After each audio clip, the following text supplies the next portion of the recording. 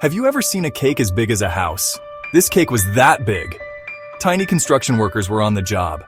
They wore tiny hard hats and vests. Their tools were tiny too. They were ready to build the biggest, tastiest cake ever. The cake was chocolate. It smelled like a dream. The workers were excited. They couldn't wait to get started. Building a cake this big was a big job. But these little workers were not scared. They were ready. Let's see how they do it. The boss was a tiny woman named Bobby. She had a tiny megaphone.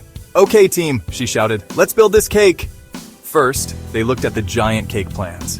Bobby pointed with a tiny pointer. "We need to build the layers," she said. They had tiny cranes and tiny bulldozers. They used them to lift the giant cake layers. The workers were very strong. For being so tiny, they carefully stacked the layers on top of each other.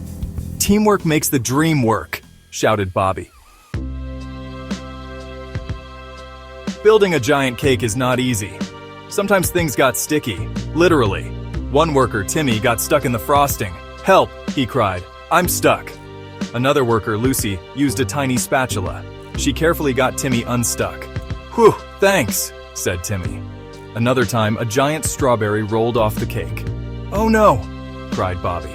They used a tiny bulldozer to push the strawberry back up. It was hard work, but they never gave up. They always found a way to solve the problem.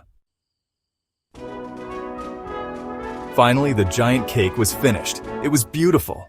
They decorated it with giant strawberries and chocolate chips. They even put tiny candles on top. "We did it!" shouted Bobby. Everyone cheered. They were proud of their work. They all gathered around the giant cake. They sang songs and ate cake. It was the tastiest cake they had ever eaten. Building a giant cake was hard work, but celebrating together was the sweetest reward.